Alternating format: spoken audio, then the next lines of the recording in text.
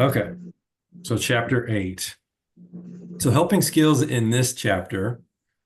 So you guys have gone through a ton of skills now that you're implementing in your practice, and hopefully you've kind of implementing those into your natural conversations with people, throughout the week and throughout, your days.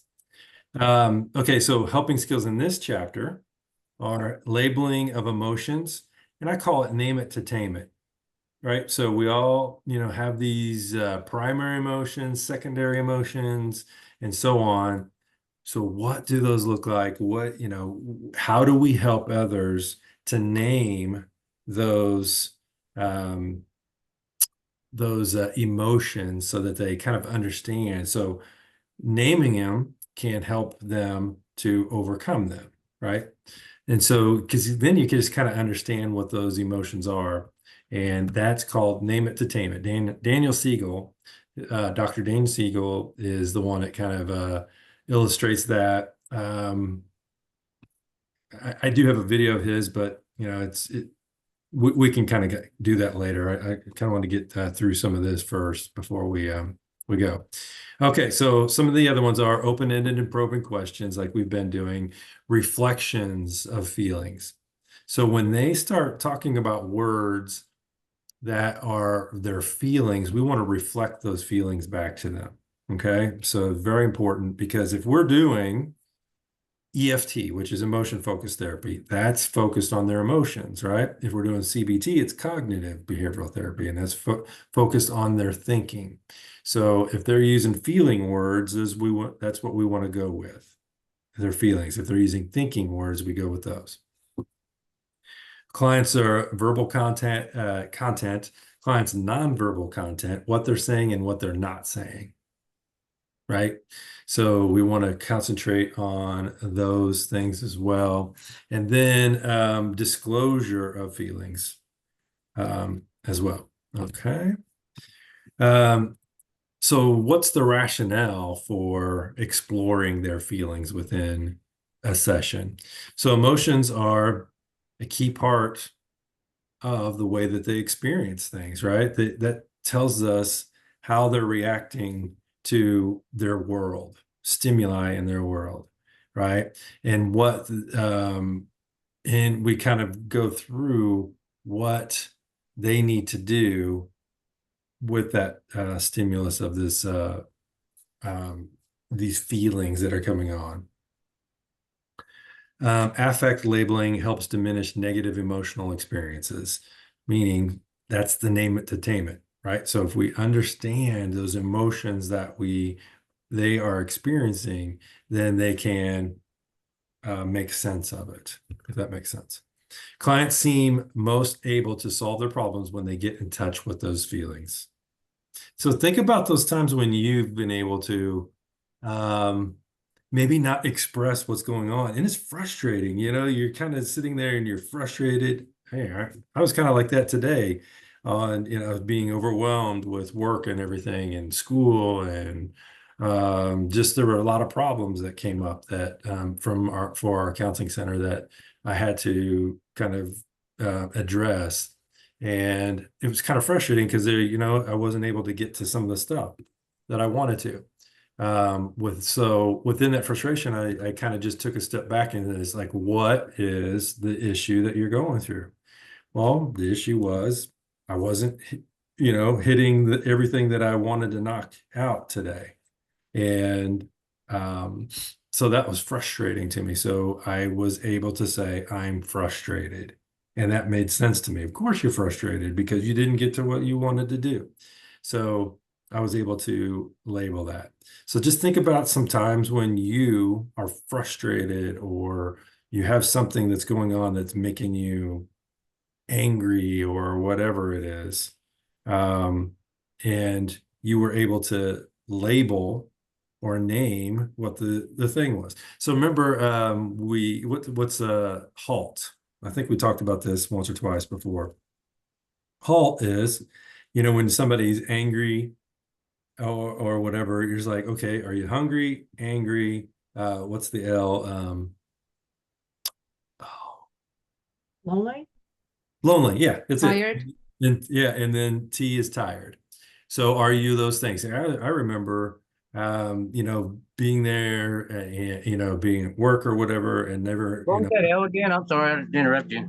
being lonely. Lonely. Thank Yeah. you. And so just being sitting there and just hungry, just I hadn't eaten all day and it's 4 o'clock in the afternoon and hadn't eaten and you just didn't have that energy. Um, so just frustration kind of came out of me just because I was hungry, so I go and eat something and it makes it a little bit better. Um, so anyway, just being able to understand those emotions that you're experiencing and why those are happening. Okay. Um, Clients' expressions of emotions enable helpers to know and understand the clients more completely. If we understand what those emotions are that they're experiencing and they're able to name it, or we're able to name it, then we can kind of address what the situation is with them. Name it to tame it. There's Daniel Siegel. We weren't watched this video, but what he's just saying is right here when how he has his hand up, what he's saying is, there we have these emotions and our amygdala inside may fire. And what that is, that's the fight, flight, or freeze that's going on.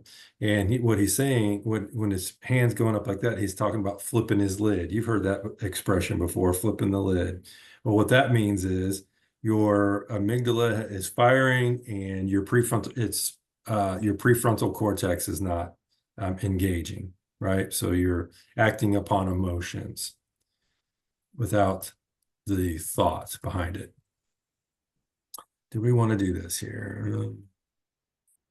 Okay, let's go through this real quick. So this is Varda. She's on page 152 if you have the fifth edition or whatever. Varda came to see the counselor because her father had died. Okay. The counselor initially assumed that Varda felt sad, depressed, and lonely because that is how the counselor felt when her father had passed away. Okay. But in fact, Varda felt angry because she had been having intrusive memories of childhood sexual abuse since her father died. Okay. It was safe for Varda to remember the abuse only when her father was no longer living and not able to hurt her. So Varda also felt relief that her father was dead because she no longer had to deal with him. Okay. After the counselor walked Varda through the story, what emotions would you try to uncover with this client? Think about emotions. What emotions would you try to uncover with this client?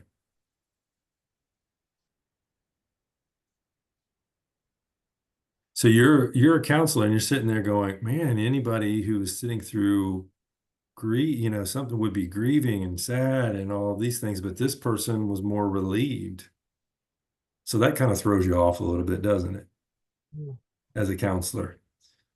But as you explore more, you start understanding the reason why. Okay. So after the counselor walked Varda through the story, what emotions would you try to uncover with this client? Anger? Yeah, absolutely. Maybe to try to discuss the polar opposite feelings of relief and anger as they have to be all meshed together. Yeah, absolutely. Yes. Yeah. So you're hitting it right on there, Cindy. Saying, you know, generally people would be expressing the grief, going through the grief cycle in this, but you're experiencing this. What what does it feel like to be experiencing this instead of this, right? What's it feel like to be experiencing relief over grief? I would also want to make sure that she knew that her feelings were acceptable and not to feel guilty or anything because she doesn't feel the stereotypical feelings. Yeah, exactly. You're exactly right. Absolutely. Good job. What open-ended or probing questions would you ask her?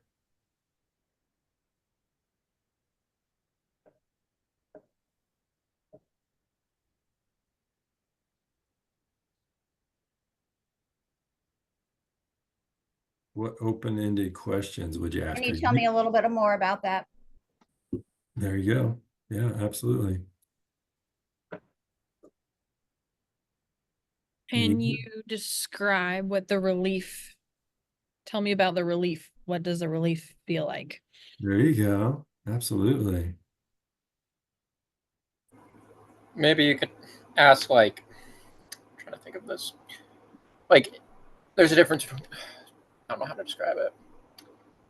Again, I've realized my natural instinct is to try to make statements rather than ask questions, but ask her if it feels more relief or joy, because my thinking there is like, I can understand the relief, but I'm also not going to encourage her to ever take joy in someone's death. So maybe ask her what she feels in that regard, if that makes sense. Yeah, absolutely. Very good. See, this is a tough one, isn't it? It's very tough. Yeah, good job, guys. So let's go through just a little bit more. Rationale for exploring feelings and example of clients' experiences. So if clients experience, accept, and own their emotions that they're experiencing, okay, they can become open to new feelings and experiences. What's that mean to you? If clients experience, accept, and own their own emotions, they can become open to new feelings and experiences. What's that mean? It would seem to me that the client, if they don't accept their own the emotions and the feelings that they're having right now, I think it's almost like it's like the hurdles that a jumper jumps over when they're racing. It's almost like a hurdle because you can't get to the next thing until you deal with what's in front of you. So I think Absolutely. that's what it is. Yeah, absolutely. So have you think of it this way too. Have you ever had like some kind of emotion or whatever, and then um it started making sense to you? What was that feeling like? Like just like to me, this thing today of not getting to a lot of the work that I wanted to be able to get to. But so I was like, but then I'm like, well, you're frustrated and you should be frustrated, you know? So and then I'm like going, yeah, yeah. So even to myself, yes, I am frustrated, right? So I understood the emotion that I was experiencing and I was able to connect with that emotion because I've been frustrated before, right? But I had a plan, right? Before, if I didn't hit what I was wanted to do, it was okay. Or I had a plan to be able to accomplish that later that day or whatever it is. So then, yes, I've been frustrated before and I've been okay through that. See what I'm saying? So it's always, if we can experience that emotion and make sense of it, that that we know that we're going to be okay through it. I think this is tough for teenagers too. Yes. Naming their emotions. One of my clients had a hard time naming her emotions, and we kind of took 5 minutes. And I made her, I told her, I'm not going to force you, but I want you to name that emotion that you've been feeling. And I know that she knows what the word to say, but because she is a teenager, she doesn't want to say it. No. Tell me more about that. Pardon me? Tell me more about that. She was just sitting there, and every question I asked her, she was just like, I don't know. I don't know. And then, how did I say it? That then she started crying. So then I said, can you name that emotion now? Because you're a little bit emotional, and I'm pretty sure you're emotional. So we have to name it. Yes. And then she just looked at me and she was so surprised. And I told her, we have to name what you're feeling right now.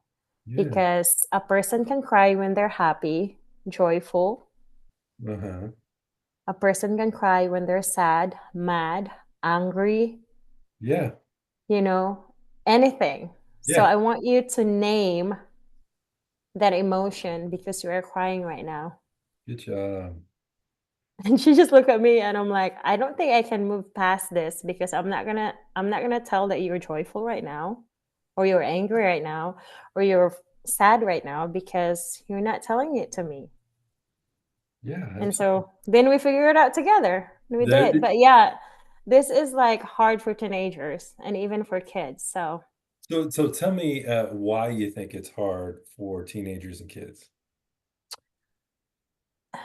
I think they're afraid, especially if the parents are controlling and they're so scared. I mean, I have a teenager now. So I mean she's Yeah. gonna be a teenager in Yeah. a few months. Yeah. And she, like, every pickup, like from school, like, how's your day? Fine. What did you do in school today? Nothing. And I'm like, then why did I send you to school? I mean, Yeah. basically, if you're not doing anything. So I totally understand teenagers now because I have my own now. So that's why last night we sat on our emotions. I told her we can sit here till we figure out how you feel, because Yeah. I don't want you to go home and cry and your mom's gonna text me like, hey, she's still crying in the car. I don't want to do that. So we sat on it and we figured it out. So that was good. Yeah, and to me, it's like a lot of times they haven't had somebody like you to be able to sit in front of them and just process through that in a safe environment, right? Because you Yeah. said before parents were probably controlling or whatever.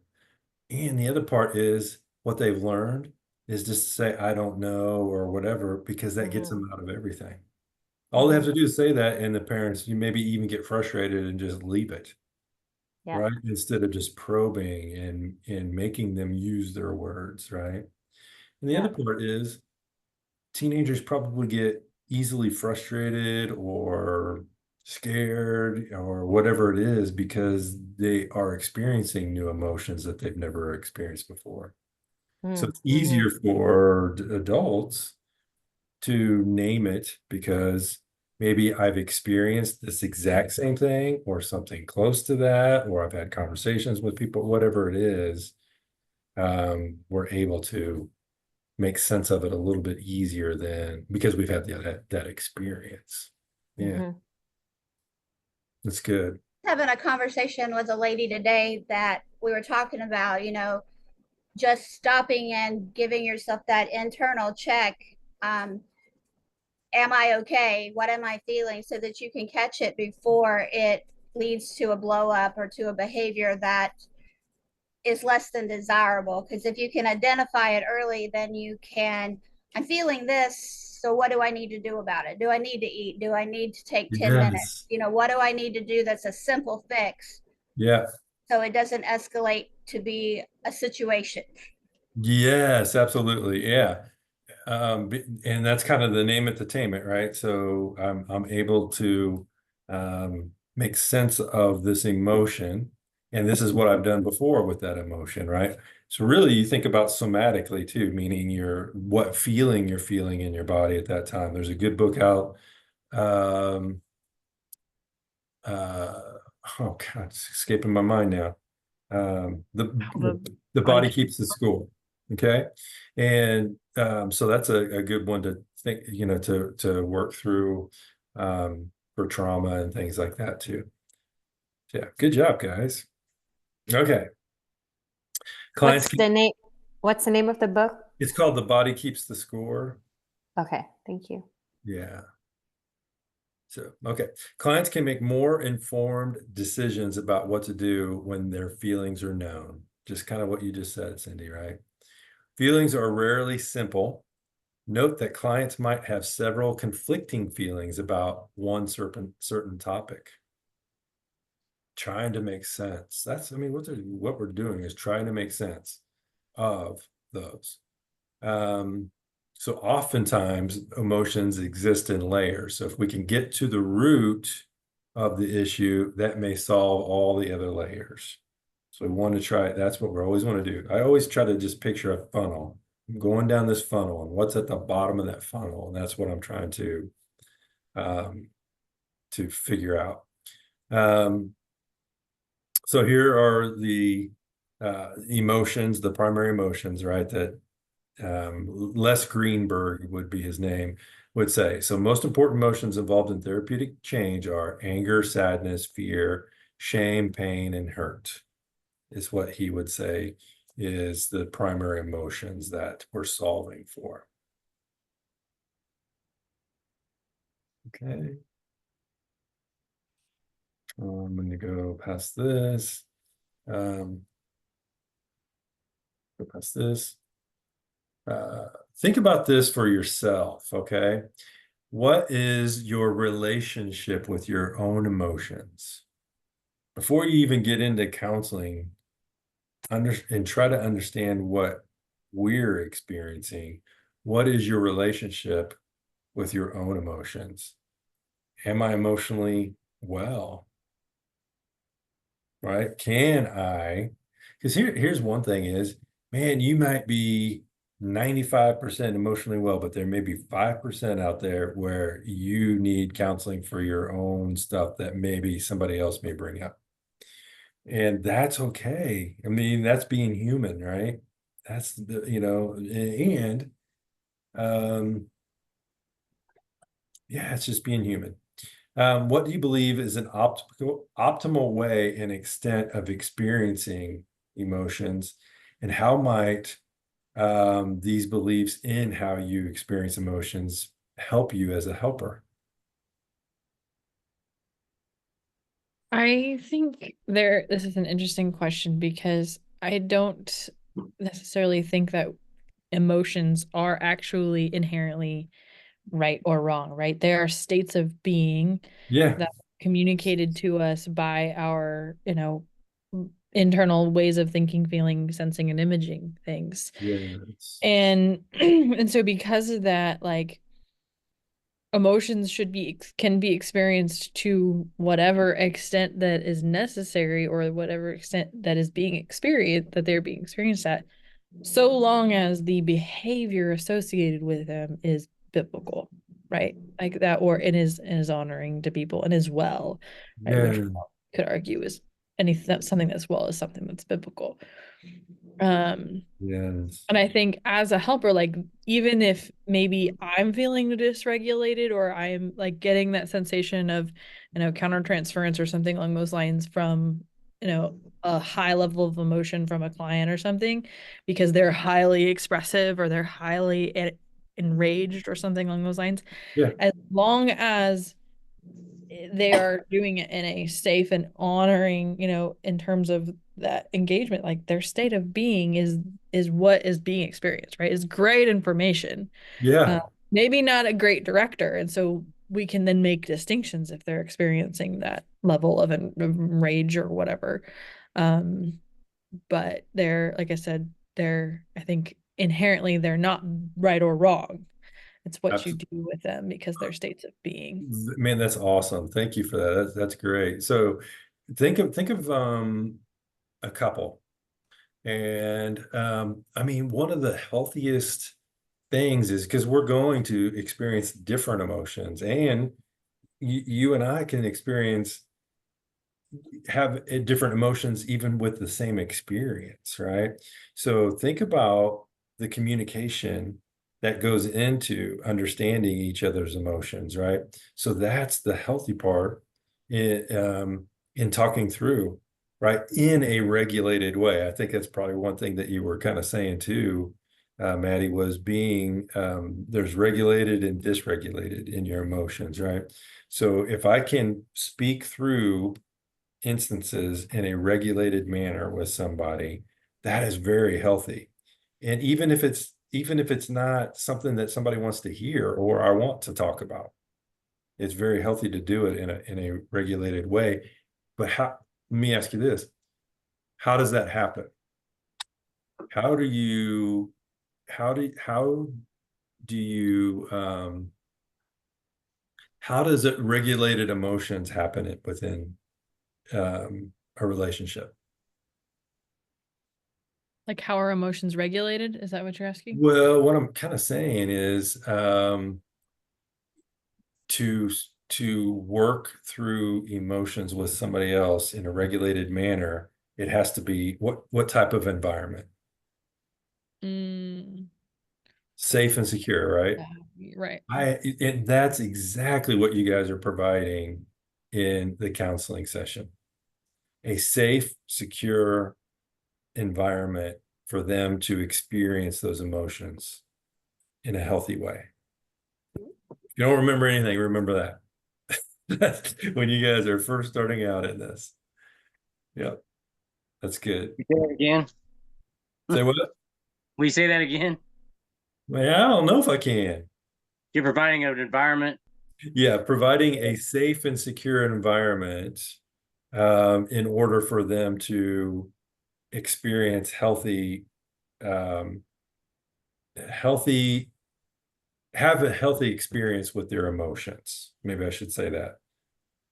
Have a healthy experience with their emotions. You're providing a safe and secure environment for that. What do you mean by the experience? Well, an Emotion. environment, a safe and secure environment, like non-judgmental, non, you see what I'm saying? So I they're understand the able, environment. I don't understand the healthy experience with emotions. What exactly? so you can experience your emotions. You can talk through your emotions, you know, with them in a regulated manner. Does that make sense? Right. I'll tell you, I'm really this question really convicts me. Absolutely. Your relation. What's your relationship with emotions? I'll tell you. I saw a meme recently that I really related to and really made me think too. And it was essentially 3 generations, and it showed like a millennial man, and he was kind of like touchy feely. I need to get in touch with my emotions, and the stereotypical millennial. And then they show the baby boomer, like my dad, saying, "No, what you got to understand is you got to shove those emotions down deep and don't even think about them." And then you got the Gen Xer, which I am, sitting there going, "Wait a minute, you guys have emotions?" Because a lot of these things that I hear people struggle with, I'm like, I'm not, I don't understand it. I can't relate in any way. And I'm like, I've always focused more on the behavior, which is kind of sounds like, um, I'm sorry, I forgot her name. The lady that was just talking, Maddie? she was saying is like the emotions. What the way I've kind of been developing my thoughts on emotions since at Calvary really is where it started. Is looking at it more of a motivation for what you do. So it would be easier if if I'm having some kind of dysfunction in my emotion, or if I'm experiencing pain, Yeah. it would affect my motivation to change or to have the behavior that I'm seeking. But the bottom line is what I've always like, you know, I've always taught my kids, I don't care how you feel when it comes down to like, your behavior. Like at school, you can't act out at school with your teachers just because your teacher says something that upsets you. The behavior is what's expected. We can deal with the emotion, as a side issue. That the most important thing is the behavior. And so throughout my life, this is just my experience, so it's just anecdotal, but the way I look at it is when I might be sad about something, but I've still got whatever that mission is that I've still got that mission to complete. If it's, I got to go to work, even though I'm sick or sad or mad, because my kids got to eat. There's other motivations other than just my emotions. And so I Yeah. don't understand so I guess I kind of, my kids always accuse me of not having emotions, and that I have disdain for anyone who displays emotions. And I guess I kind of do in a way have this feeling like, but it's not like I cry sometimes. I experience all these things that the pain, the hurt, the shame, just like everybody else. I don't. I've always looked at like Jeremiah 19, I think is it 17? Dylan can tell me, where the heart lies like no other. So I've never trusted my feelings that they're going to change in 5 minutes, even if I don't do anything. Yeah. It shouldn't affect what my mission is, I guess. So I guess I do kind of have a problem when somebody gets overly emotional. And, it's okay to be overly emotional, but if you're being overly emotional and you fail to do whatever it is, that I would respect you for, so like if my mother had, I don't know, experienced some kind of emotional trauma and as a result, neglected me, I would have a little bit of problem with that. That's not the case at all. My mom was a saint, but see where I'm coming from? I guess maybe Sure. maybe it is a generational thing, but I'm really having trouble with this. Maybe there is something wrong with my relationship with emotions. Is kind of what I'm wondering. I actually talked about that with Dylan last night. You know what, and this should probably be something you guys kind of keep going with. But let me ask you this. So when you say somebody is showing too much emotion with you, what do you feel with that? Well, I guess what I'm trying to say is when somebody is so focused on their emotions and uses it as a crutch, in my opinion, and they're saying, for instance, you're like, how come you you had all these goals and these plans for, let's just say, exercise is the thing I've got the most experience with soldiers trying to get them to exercise, and I'm like, you came up with this plan to do X, Y, and Z over this last week, and you didn't do one of them. Why not? Well, Sergeant, you got to understand, my girlfriend was mad at me, and I was really sad. And I'm like, what's that got to do with whether or not you exercised? You see what I'm saying? You had a mission, that you created, and so I'm kind of afraid now that as I'm getting through this, I'm gonna get with a client, and I'm gonna be like, halfway into their therapy, and they're like, okay, you've developed these goals. How'd it go this week? And they're all touchy feely like that, and I'm gonna have to restrain myself from saying, tough up, what's the matter with you? Okay. Well, so here's one thing that I would say is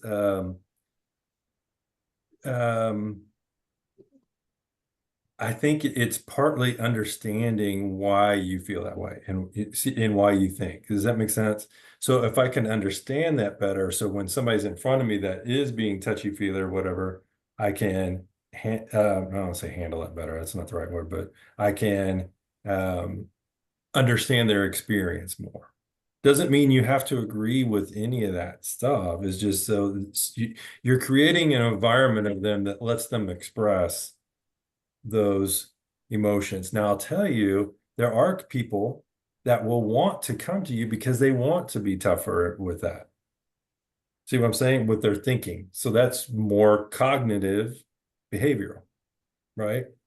That's So what I've we're always talking about, but what we're talking about here is the emotional aspect of it, right? So it's Right. understanding the emotions and why the importance of helping others to regulate those emotions and things like that too. Now, there's going to be other times where we're going to talk about the thought process, right, and the thinking behind, and helping them in that thinking, and you'll probably connect with that part a little better or easier. Oh If that yeah. makes sense. Yeah. Oh yeah. I agree with that. That question, the way it was worded, what is your relationship with emotions? I was like, holy cow. Kind of convicted. And I got my middle daughter is really going through some things where she expresses to me that she has problems with the way I didn't place higher value on emotions, I guess. Mm-hmm. So maybe that's why it's convicting me. Maybe it's just because of Yeah. what I'm going through with my daughter right now. See, that's exactly what I was going for, is there's a reason why, when I asked you that question, there's a reason why you may have been frustrated, or whatever that word you used was, with somebody who's overly emotional, right? Because there's something there that strikes something within you. Well, the thing is, it's always, I think that's always been with me. For Like sure. it's way before my daughter was old enough to express anything like this. But But I that's still, it probably comes from the environment you came from, right? So we only know about our experiences through the environment we grew up in. That's the attachment or whatever. So we only right. know about the experiences that we've experienced. We don't understand other ones. So that's what in counseling, what you're kind of coming to school for is to start studying how I can understand other emotions or other ways of thinking or and help people through those. And in turn, you're helping yourself and understanding yourself more, right? That's what I always say. It's like counselors need counselors. Yeah. We need those things to process through so that I can be something for others, right? And we're not expecting you right here and now to be that far advanced or along, right? Because you haven't experienced that yet. Does that make Yeah. sense? So don't, I mean, yeah, and I'm not saying you're being hard on yourself, but understand, I only know what I know right now. Yeah. I don't know what I don't know. And that's I what, mean, every class when we get into talking about emotions or emotional therapy and everything, I'm really trying hard to connect, make some kind of connection. It's just, I keep like, I'm trying, it's like I'm praying for it. God, please help me understand this stuff. that's I, good, but that's I good. That's excellent that you realize that and you understand that I don't have that experience. And maybe you won't ever have it fully, but just knowing that that's part of me. What's the word I'm thinking? Um, Having self-awareness, right? That now I'm being fully aware that I do have this, and I'm not going to say it's a deficit, right? It's not a deficit. It's just something different from in your life. Does that make sense? yeah, yeah. Man, It's not a deficit.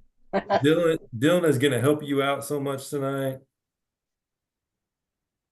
or the next Yeah. few weeks, whatever. Yeah. I think I will stay with this subject. Absolutely. Okay, so hey, Carolyn, you jump on? Can you hear me? Yes. Do you have video? Okay, Do you have, good. do you have I video or anything? can do my video. Can you see me now or not? No, not yet. I don't know how to, I'm on my phone. I don't know how to get my video up on my phone. Can you hear me? We can hear you, Okay. just can't see you.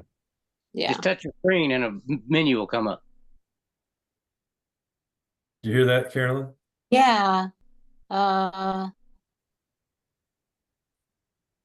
well, it Mine's in the shows lower left corner. It says start video.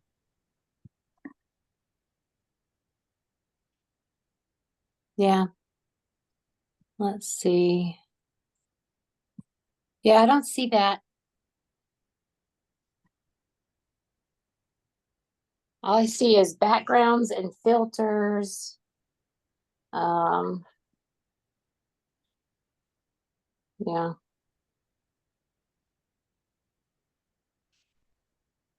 Oh, you're on mute. Can you swipe to the left or right?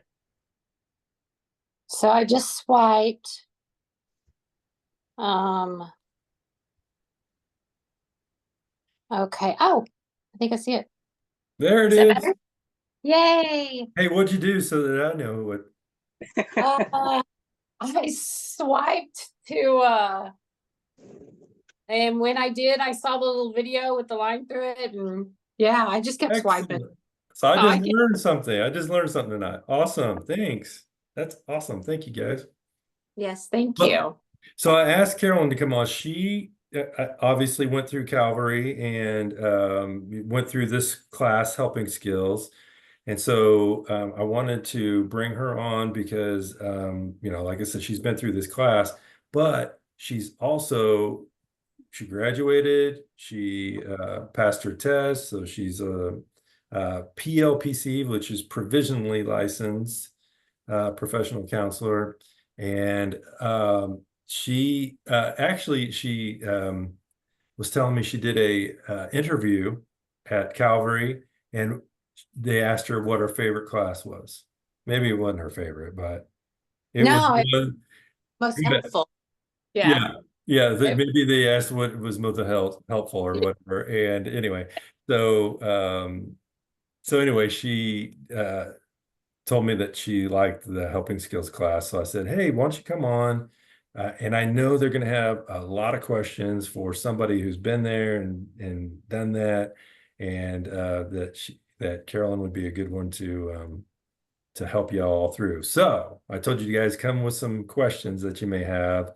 She's prepared Oh boy. every one of them to your satisfaction. I hope. Yeah. All right. So does anybody have any questions right off? I think, when we first started off, we watched the video last week of Carl Rogers with a person named Gloria.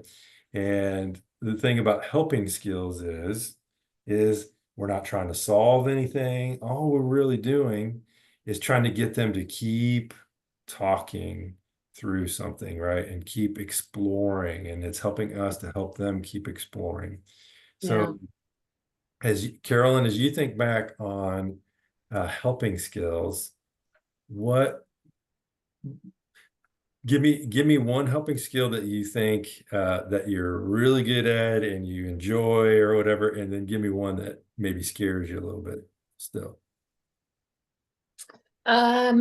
Well, If you okay. remember them. Yeah. Maybe not So, put you on the spot. well, I think what kind of really after when I was actually practicing in class with someone else, what really helped me out was you kept saying grab any handle they give you. So Yeah. for whatever they're talking about, you want them to keep talking, you want to keep exploring. And so if they said something about their family origin, well, you want to go, okay, tell me more about that. And or if they say something that like today, my last session, she said I'm lonely. And she goes, I just start crying, even like if I'm in a meeting or whatever. And she goes, I can't help it. And I said, well, when have you felt lonely before? And so you just explore that. And she said, yeah. She said growing up. So growing up, her parents were always bickering, always, she goes, yelling at each other. And also verbally and a little bit physically abusive.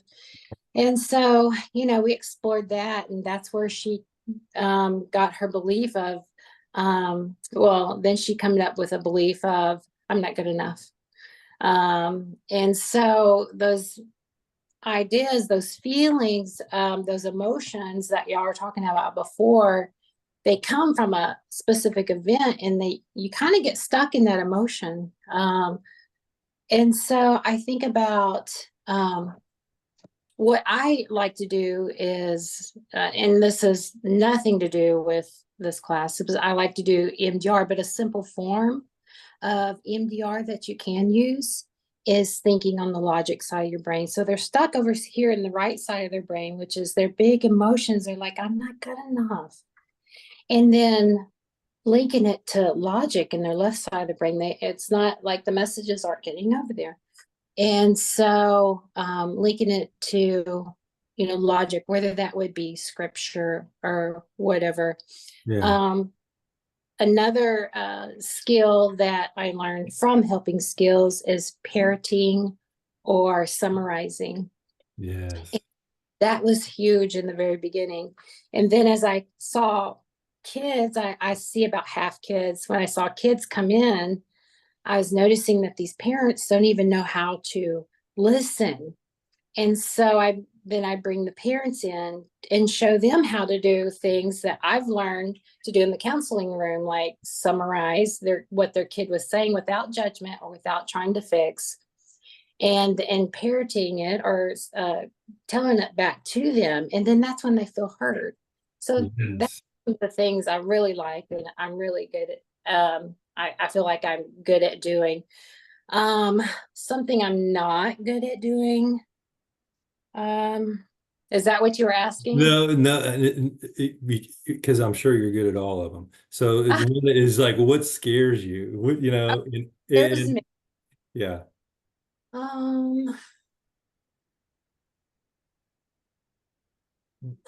Let's see. And the reason why I ask that is because generally the answer is always silence.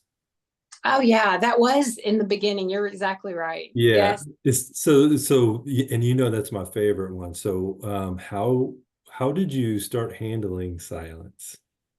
Well, oh my goodness. Well, from you, you taught us, just let them sit in it. And you have a really good story on silence, how you just let them sit in it for, you'd ask the question or ask them to say something and you let them sit in that, I don't know, 10 minutes. And I remember trying to get used to that at the very beginning and not trying to rescue them out of that silence and out of that thought, because they're really, what they're doing is they're processing during that time. And if you butt right in, they've just lost it. And so I remember the first couple of times of being silent. And I remember sitting there for probably 3 or 4 minutes. And I was just waiting for her to think about how to answer that question and formulate her thoughts and give it to me of what she thought about that. And so it was really uncomfortable at first to sit there and just be silent and let them process, but it's so necessary. So I think learning that was really from you and your story, and knowing that, I would have to do that at some time. And Yeah. so yeah, just sitting there and letting them answer. I have a little kid. She started out in 3rd grade and I still have her. She's in 6th now. And she will really think about it. And you really just see the wheels just turning, but it'll be a whole minute. And for a kid, that's a long time. Yeah.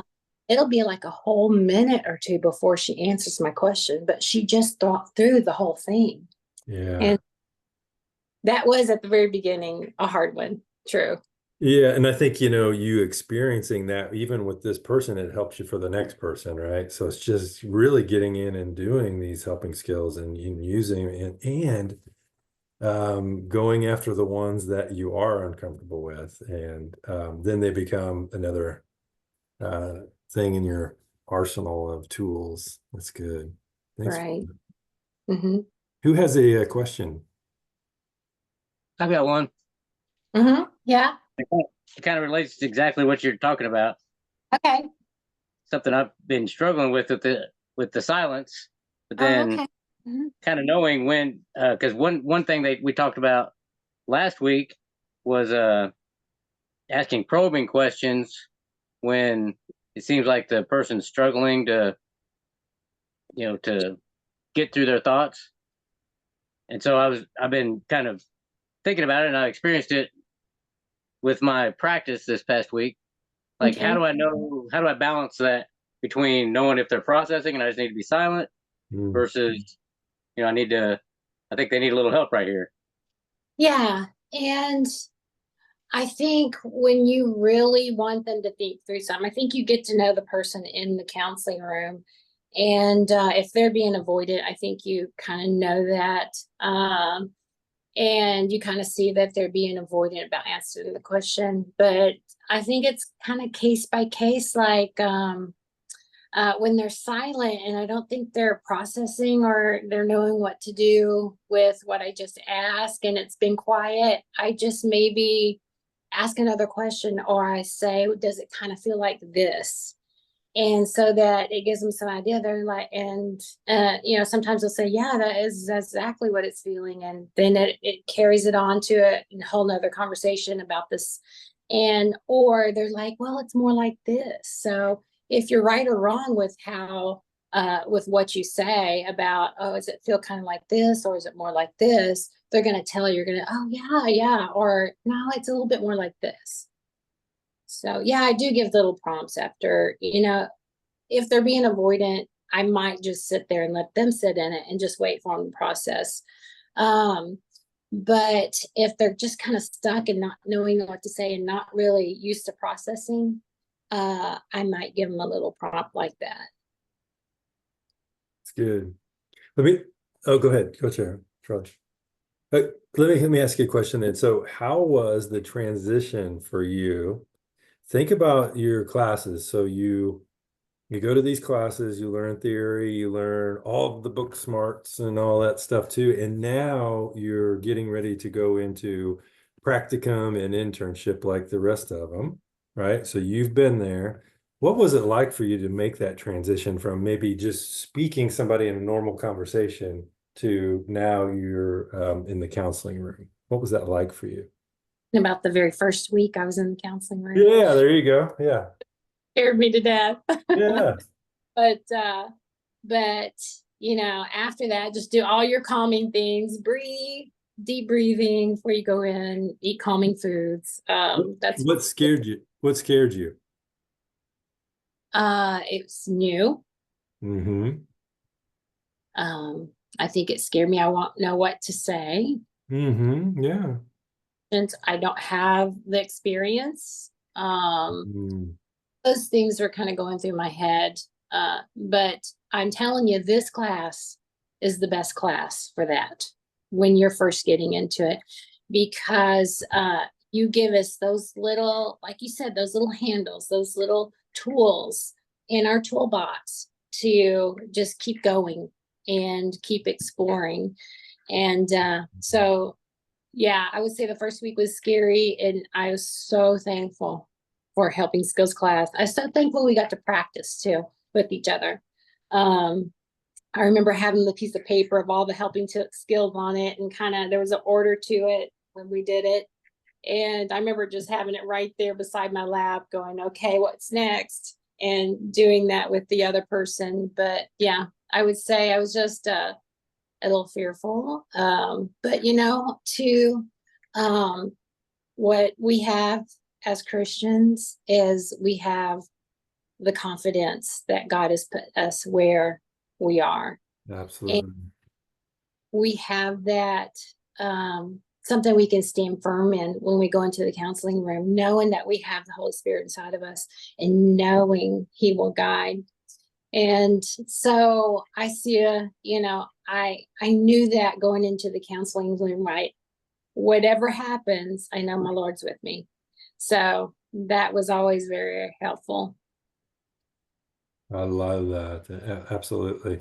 And that's one thing that we've kind of talked about in the past is, man, it takes the pressure off of us knowing that the Holy Spirit is the one that's going to be doing the work in the room. And it takes the pressure off of us. We just have to be the vessel.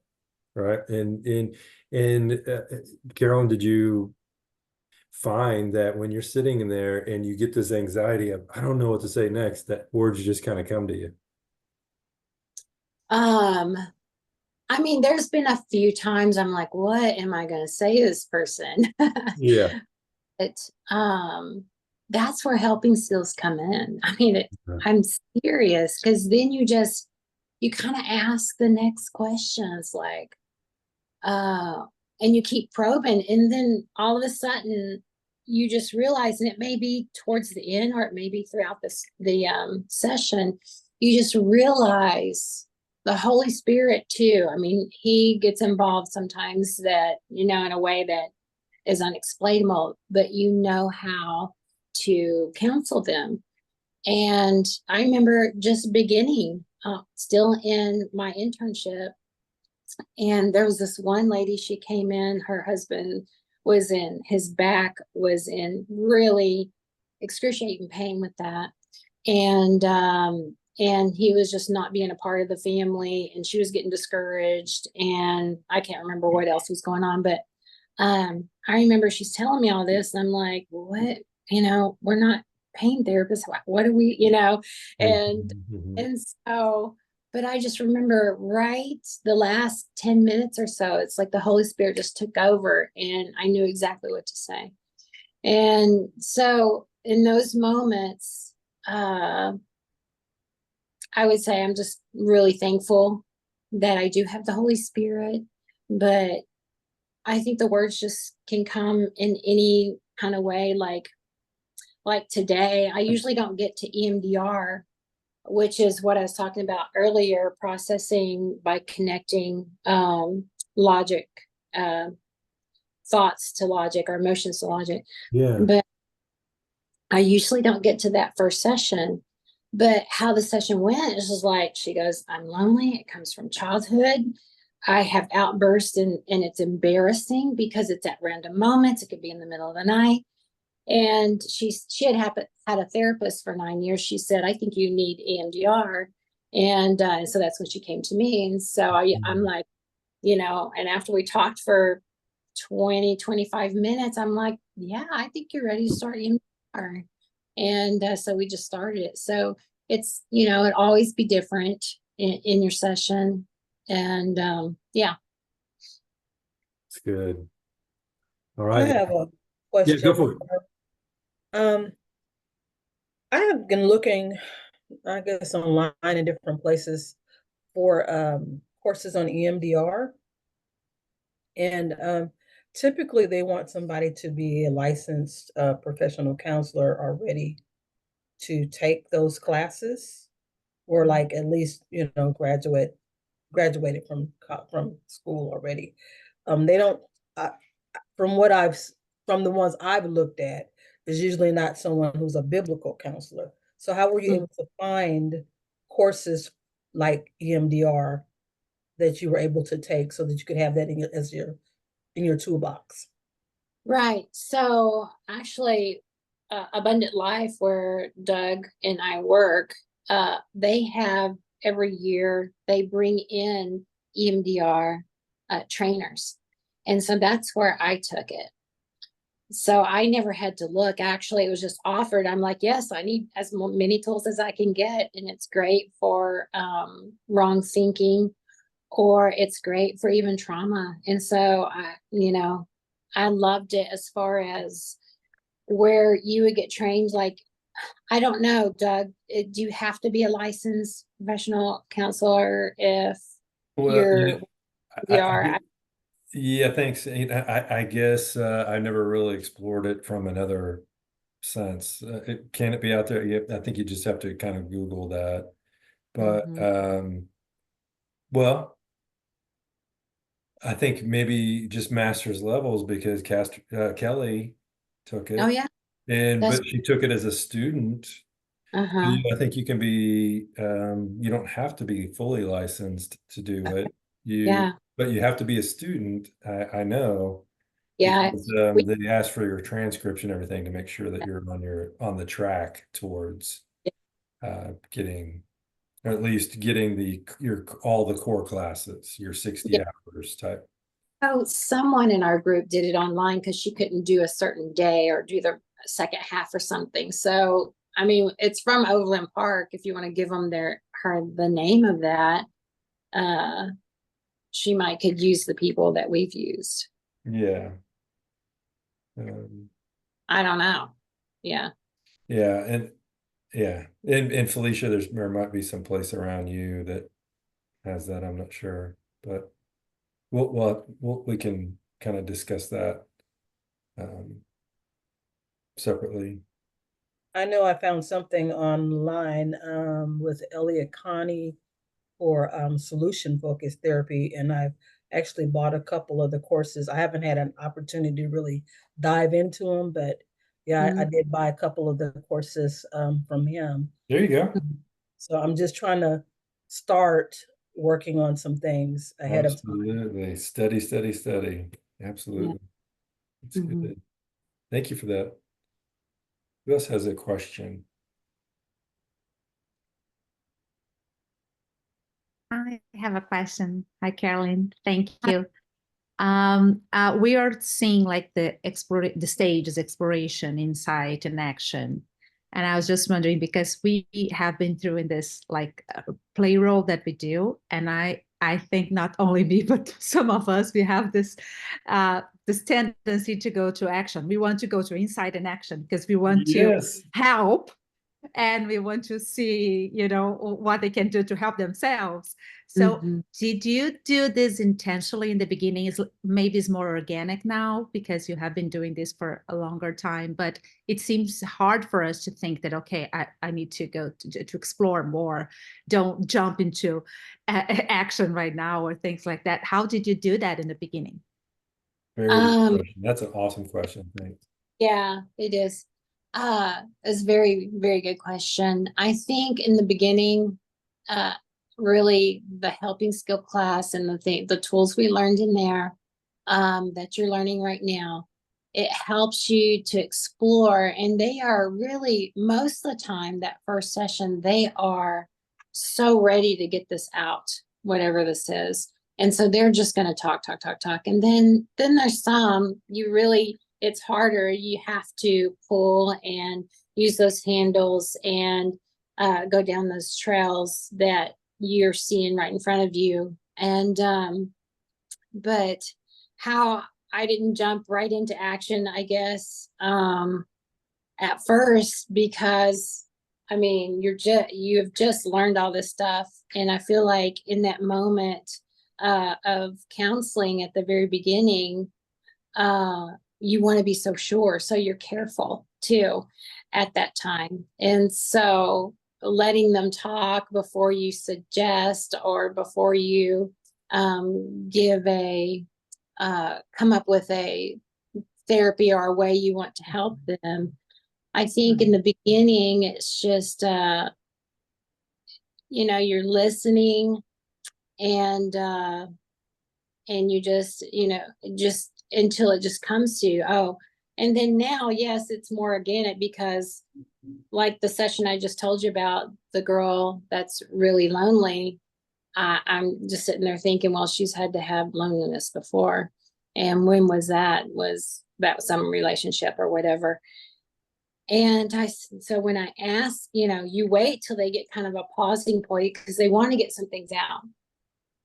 And so you wait till kind of a pause and they're just kind of looking at you like, okay, where do we go from here? What do you have to say about that? Or, can you help me? Those are their thoughts. And that's when, you just say, okay, well, has that happened before? And she's like, yes, I felt like that in childhood. And she goes, and she talks for the next 10 or 15 minutes about her childhood.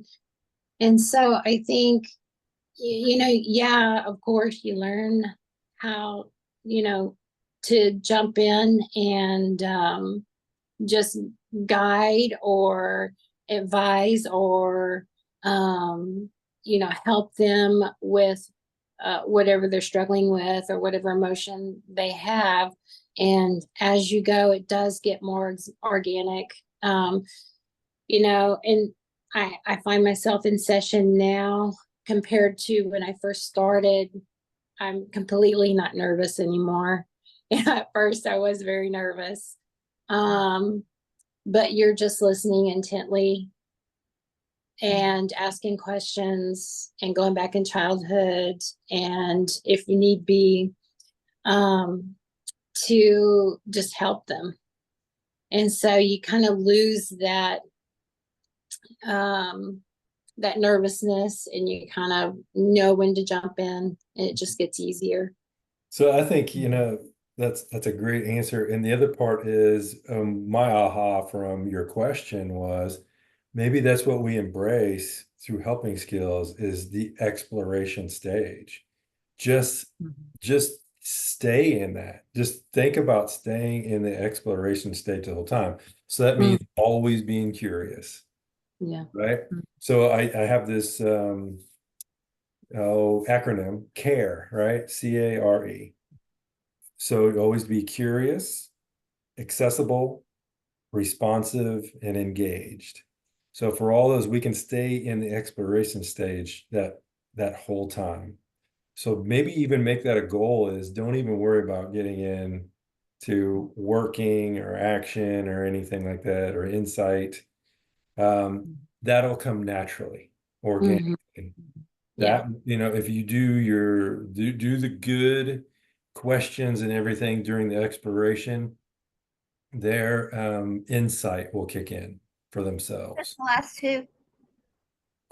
Responsive and engaged. Thank you. Uh-huh. Curious, accessible, responsive, and engaged. So accessible, responsive, and engaged comes from EFT. So I mean that's but I add the curious to it. Just be curious. Mhm. Mhm. Nice. Thank you. Absolutely. Who else has a question? What are you guys most nervous about in getting started here? Running out of questions. Oh, yeah. Well, I mean, as they're talking, you come up with these questions like you're wondering, like, okay, what about childhood? What about relationships? What about connection? You start having, in fact, I start writing some of my questions down so I don't forget them. Yes, absolutely. Yeah. And I think too, you know, when you're expressing that just then, Carolyn, it's like, you know, whenever they say something, it's always, I think new questions are always going to be, you know, coming to you, if we want to be, you know, that curious. But for me, if I'm going to be curious with them, it's like I want to understand what those emotions are, or thoughts, are, so that I can be have empathy with them, right? And sit in the same spot as them. Right. So I always just think if I'm this person, how would I experience this? And then ask questions based upon how I feel or think, you know, that experience should be.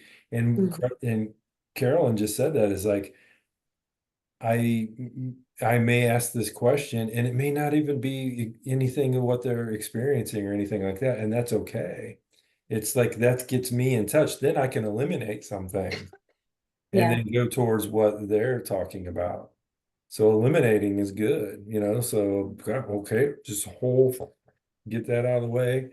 And so Mhm. now I concentrate on this. Right. Yeah. Yeah, sometimes when I pair it back to them, what they've just said and say, so was you feeling like this? Exactly what you just said. They're like, no, I felt like this. I'm like, good, okay, thank you. So yeah, to ask something and it not be, what they're thinking, I wouldn't worry about that. So, because they're going to tell you what they're thinking.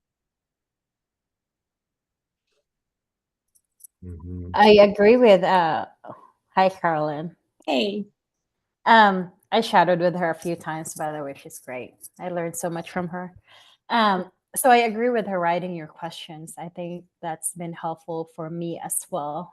And because then they started talking, and you have like I prepared my question last night for some of my clients, Mhm. and totally they got there and they were talking about something else. I'm like, Yeah. okay, now these questions are irrelevant. Right. I'm not gonna Absolutely. do this again. I learned my lesson. I'm never gonna prepare like an hour of this. Like it's done, over. Right. So, but as they were talking, I started writing my questions down because that's what I saw what Carolyn did. So I'm like, okay, I learned this from her. So yeah, it's really good to write a question as they were talking, because sometimes you get lose track Mhm. Mhm. because they're gonna tell you so many things.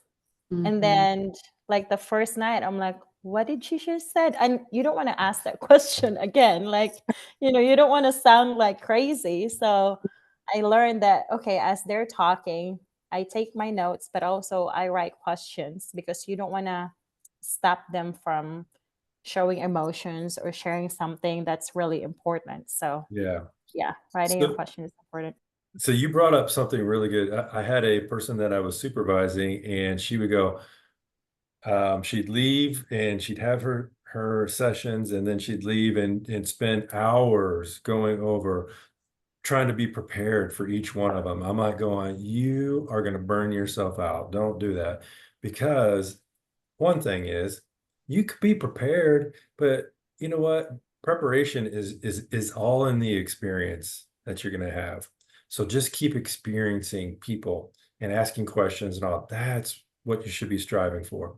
So the other part is, I'm glad you mentioned that about trying to be prepared is sometimes then it doesn't come, if we do over prepare, then it may not come across as authentic or genuine or anything like that too, because we're not in that moment.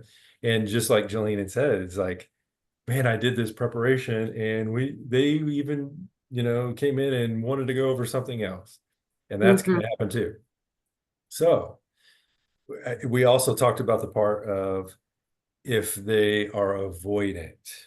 So I want to go through this with Carolyn. Have you experienced somebody that was avoidant, and how did you handle that? Oh yeah. Because I mean, sometimes it's a really big deal and there's shame involved. There's childhood involved. There's not even know that they're being avoidant. There's people wanting to control the session that are avoidant. So there's all different kinds of reasons for being avoidant. But once I recognize what they're doing, I'm not like real quick at this yet, but once I recognize what they're doing, and I haven't had too many that just really want to avoid the whole time because they've come there for a reason.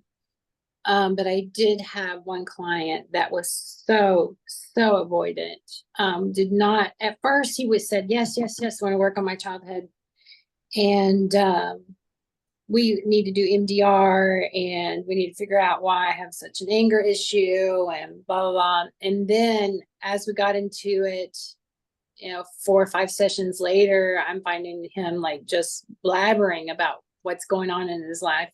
And he's really not getting to anything. And I don't want to say blabber, but it was maybe just an immediate kind of things like a parent dying and grief, and then inheritance issues and all that kind of stuff. But he did that for probably 4 or 5 times, and he just has not wanted to go back and process childhood. It was a rough one. It was a very rough one and a very rough childhood. But yeah, what do I do?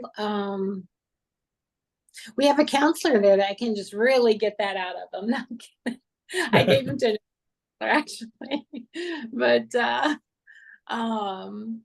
I just felt like I really wasn't going anywhere with him. I might see him again. And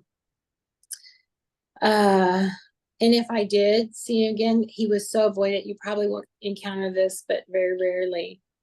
I would probably, say something at the very beginning, like something to do with being avoidant. Like, okay, I know there's current issues. It's the reason we started this session with you. The session is to go back and try to regulate anger through your childhood and do an MDR and that processing.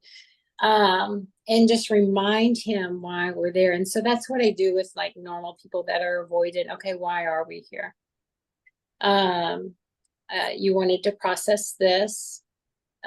Other issues come up, especially in MDR. You go back to a touch tone they didn't even realize existed.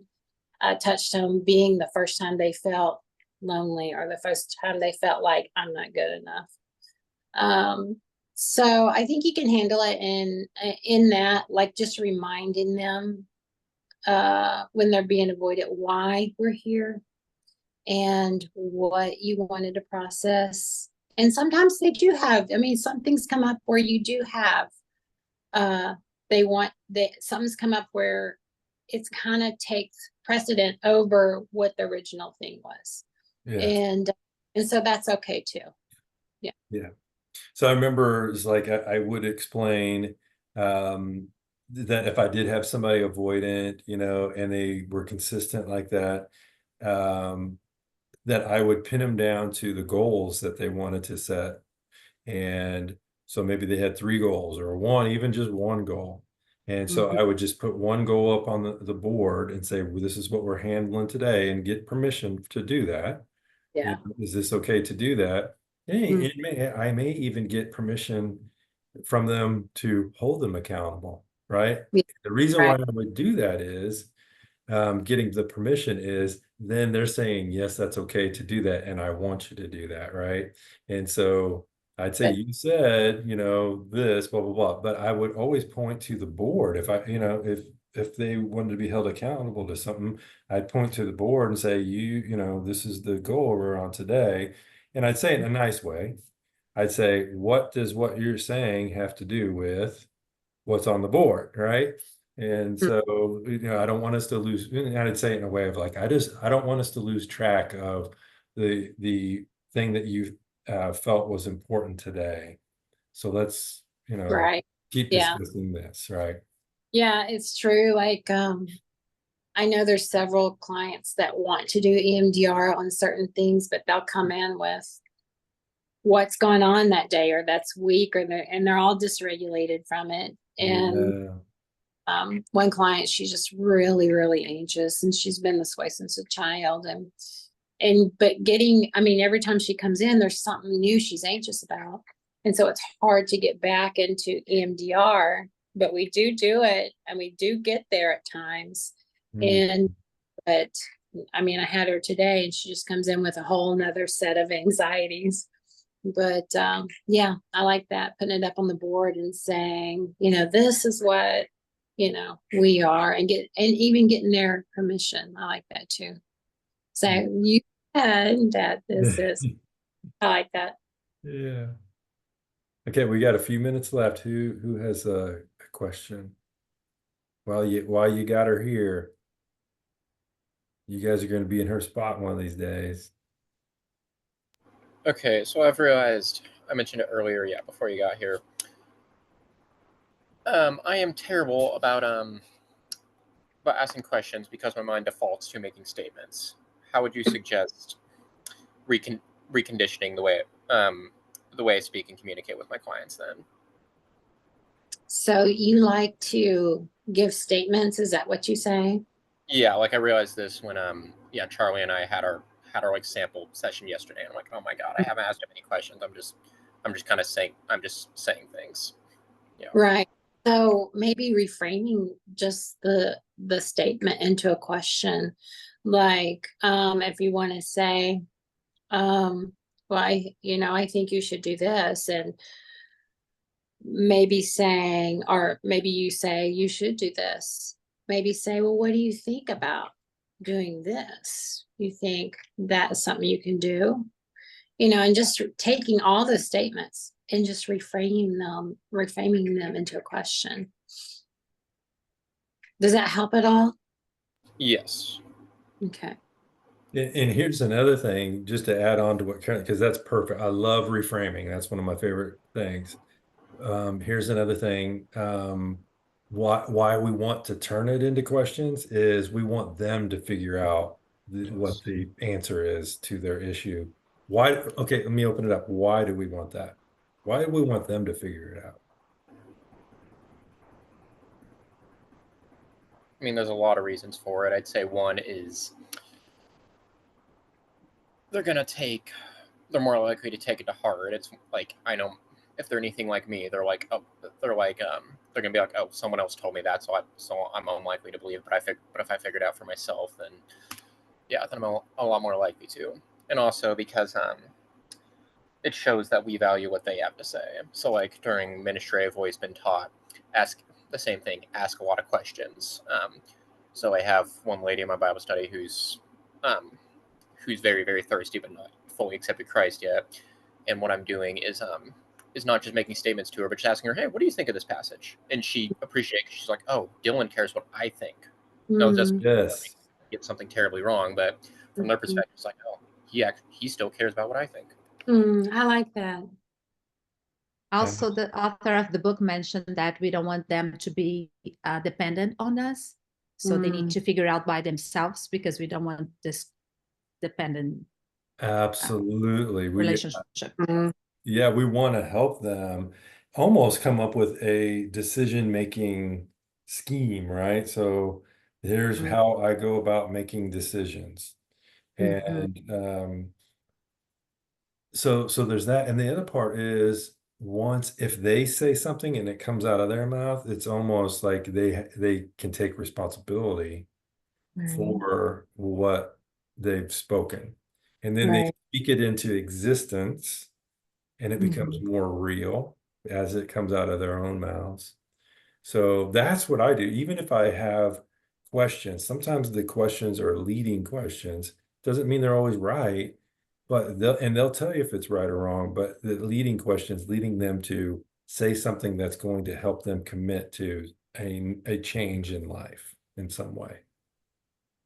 Yeah, I think also when we ask those questions that it's helping their brain and their thinking and their processing. It's helping them think through and process, okay, what can I do? What is the solution?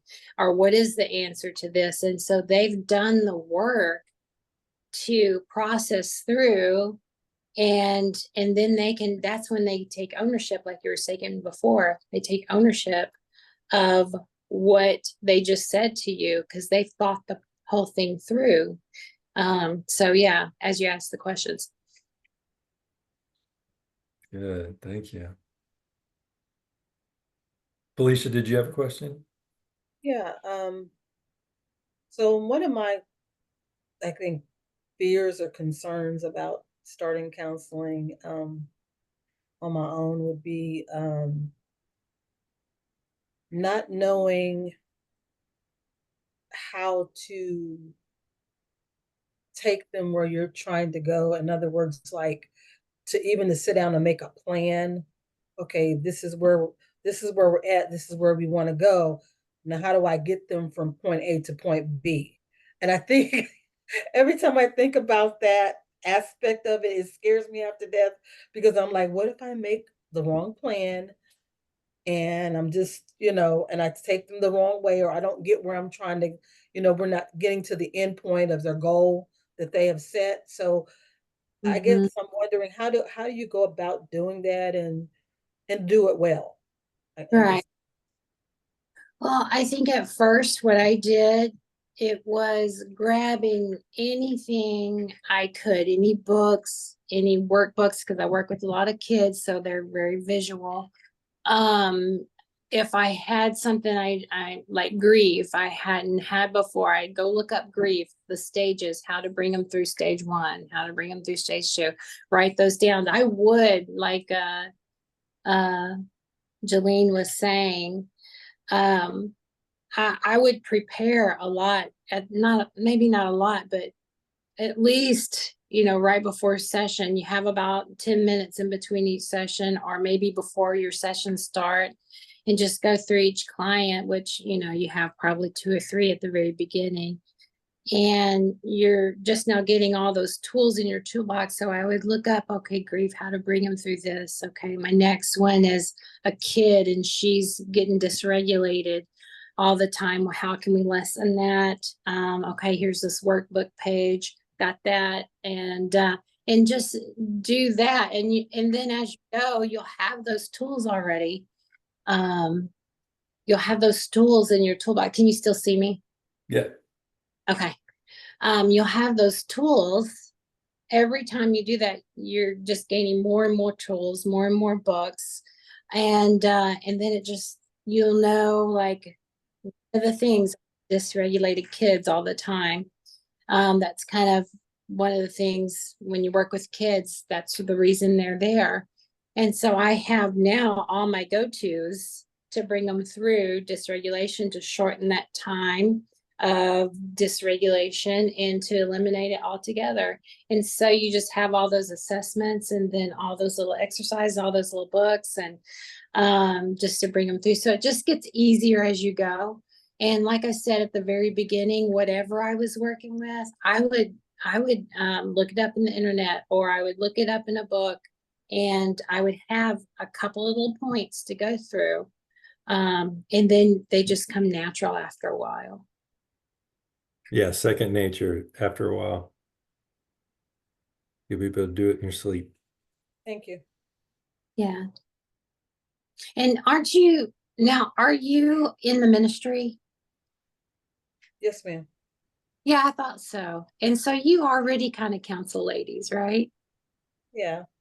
Yeah. And it's not too much different. So we're used to using the Bible and using a lot of scripture, but now you've got a whole world of other things that you can bring in.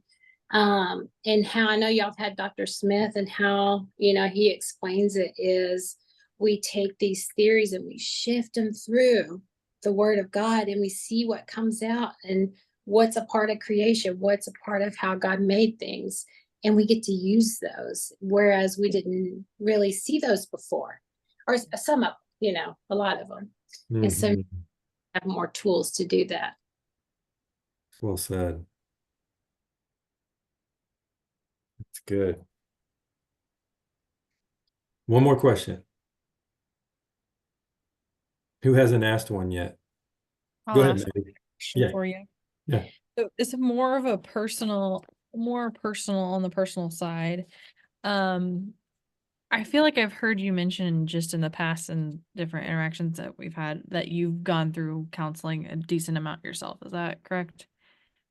Me? Yes. Okay. Mhm. So how has your own therapeutic experience as a client kind of impacted your experience as a counselor, and how much does that actually transfer? Like I even think about just things that I've been told throughout the years of counseling that I've done, that I use on my friends on the daily basis, you know what I mean? And so I only imagine that and what is that experience like? Do you ever feel like, how do you feel about those lines of, Uh, oh, hold on, I learned this in mm. my own counseling and now I'm kind of transferring it to my clients as well.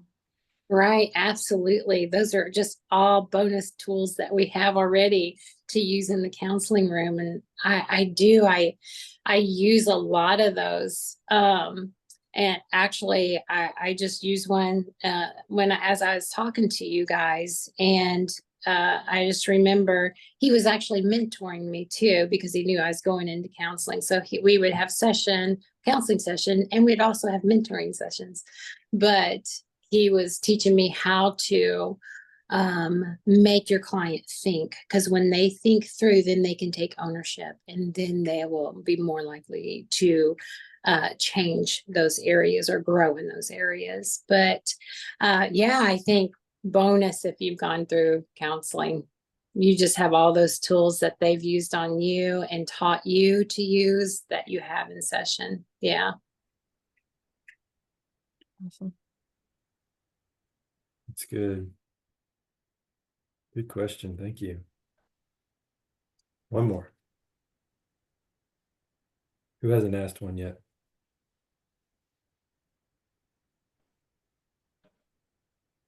Remember, you get points.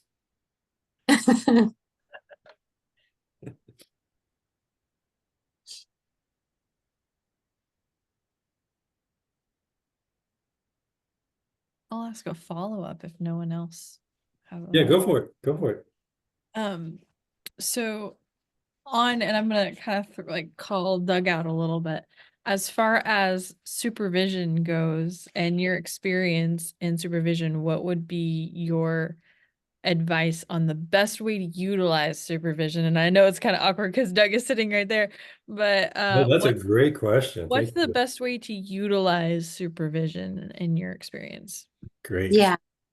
I would look over your clients and write your questions down so that they're ready for Doug on Friday mornings to go over those. And two, I mean, you have the other people that can help with input on that, but utilizing Doug and everything. I've always told Doug all these acronyms like CARE, that curiosity, he needs to get them on a cheat sheet so we can have them in session. But I thought those are really good. But yeah, I would just say write your questions down so you don't forget. Look over your clients, write your questions down so that you can get the best out of supervision that you can and the most precise answers that you need. I'm going to add some. That's great. As being a supervisor, what I look for to do, and it's different with everybody, and I understand that when people are coming in, they're all different.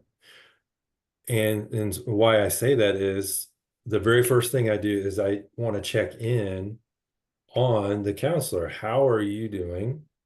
How are are there any issues in your own life? So it's almost like doing a little bit of counseling up front. And why I say that is I try to break it into three things. How are you doing? How are your clients doing? How do we plan for the next sessions? So I will tell you that, I mean, I even have one person in mind that, man, whenever I would do that, it seemed like 95% of the time we were just doing counseling for them. But that diminished as we went along. And it's because they were specifically going through something that may have been kind of a hindrance to them helping others with their emotions and things like that too. But that's generally not, the way it always looks. So, I always try to break it into thirds. How are you doing? And sometimes it's only like 5 minutes. I'm doing great. Let's get on to it. Now let's talk about these clients because I want to learn that aspect of it. That's okay too. It's your time, however you want to spend it, plan that out, and sometimes may be different from others. But I always try to at least get through those three things because there's nothing better than to go into a session and just like Jalene was saying, it's like, I, spent this time and I practiced, got it all planned out and all that stuff too. And we didn't even get to that. So, but what I want to do is we not have to plan word for word or anything, but what direction do we want to take this, and do they want to take it as well? And what is a healthy way of taking this? So that's the planning that I'm talking about. It's not like, here are the questions I'm going to ask, but what's the treatment plan? How am I going to handle it? Just like what Carolyn was saying, it's like she uses EMDR a lot. I love EMDR. I think it's a great tool. So she uses that a lot because she's got experience with it, and she has seen how it works with others. And so she's able to use it effectively. But there's going to be other things that you can use effectively. So I will say, okay, one third, we've talked about you. The next part is, okay, let's talk about your clients. And like with Carolyn, I'd say, since your EMDR is effective and you're really good with it, can you use this with this person? How would you use it? Maybe it's not EMDR that would work effectively with this person. Maybe it's EFT or CBT or something in CBT, or maybe narrative therapy or something that would work with them. And the reason why I say that is because maybe I don't want you to be a one-trick pony. I want you to be able to do everything. So that's where Carolyn is good at that. She's great at EMDR, but she can incorporate other things in on that. But what did I say? Kind of is helping skills is your foundation. Everything layers on top of your helping skills. Yes. Yeah, it is. Yeah. Great question. Thank you for that. Mm-hmm. All right, y'all. It's 7:39. We went a little bit over, but you guys had some really good questions. Any other ones? I'm gonna give you this last chance. Okay, good. All right. Jolene, go ahead. I was just gonna ask, Carlin, do you think sometimes you use different kind of use EMDR? Sometimes do you feel like, do you use other modalities like EFT while doing it? And then you kind of realize like, okay, I'm doing EFT too without even, it's not even an intention. Like Do you Right. feel that way sometimes? I Yeah. don't. Okay. I will pull 3 or 4 things in a session at times, but Okay. not realize that's what I'm doing, whether Yeah. it's Okay. role playing or empty chair or cognitive behavior therapy. I just whatever, it'll just come to mind, like, oh yeah, this could help in this area, and you just pull it in. And find myself, a lot of times using at least about 2 in a session, if not 3. Yeah. Okay. Yeah. Thank you. Great question. Yeah. All right. Well, Carolyn, thank you so much. I mean, coming in, spending your time, gosh, and to give back to others, because wherever you've been, and great questions, great answers. It was good to see everybody. Yes. Yeah, I appreciate your guys' time. Let me stop this.